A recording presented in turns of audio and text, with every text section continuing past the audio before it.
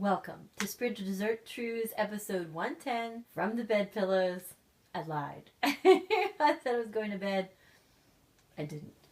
I'm still reading from this book, Revolution by Russell Brand. Still reading that spot about Matt Stoller, who I do remember from LA, from Brand X. It's funny when you're sent to a certain spot at a certain pivotal time in history, or when you deeply desire and you have an instinctive know that, like New Era State, it was going to be pivotal and life-changing.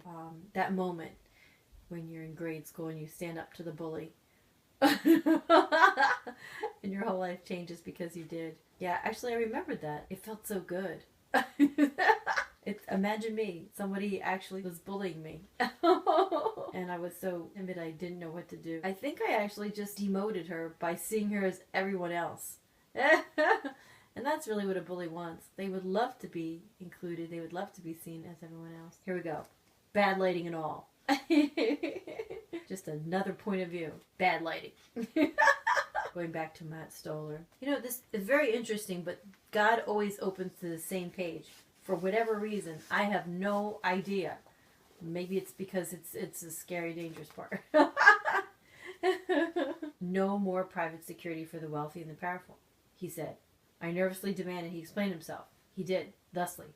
One economist argued in 2005 that roughly 1 of 4 Americans is employed to guard in various forms the wealth of the rich.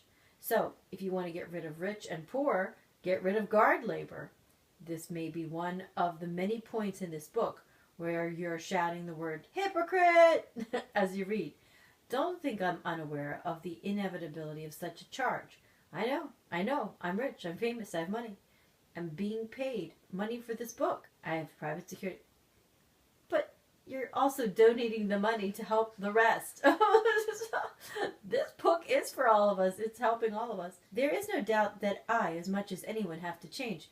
The only thing I can offer you in the face of this legitimate accusation is that change is something I'm good at. I know that change is necessary. I have had to change to survive. I would also like to add, by the way, a mitigation that I could have just written Bookie Work 3.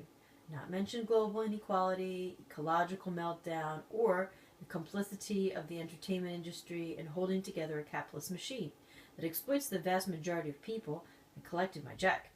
When I was poor and complained about inequality, they said I was bitter. Now that I'm rich and I complain about inequality, they said I'm a hypocrite. I'm beginning to think they just don't want to talk about inequality. Revolution is change. I believe in change, personal change most of all. At this time, however, we must coordinate a massive change. So please, shout hypocrite at an inanimate object if you must. Please don't dismiss the ideas in this book. Know, too, that I'm prepared for change, that I've seen what fame and fortune have to offer, and I know it's not the answer. That doesn't diminish these arguments. It enhances them. Of course, I have to change as an individual. Part of that will be sharing, well, be a sweet feudal jester. Jester. The definition. Let's get back to Matt Stoller banning private security, ensuring that I'll have to have my own fistfights next time I'm leaving the Apollo Manchester. Oh, no. Don't do that. That's the thing. What has to happen is that those who are working in security have to stop working security. No more security companies. Supply and demand. See, that's the issue.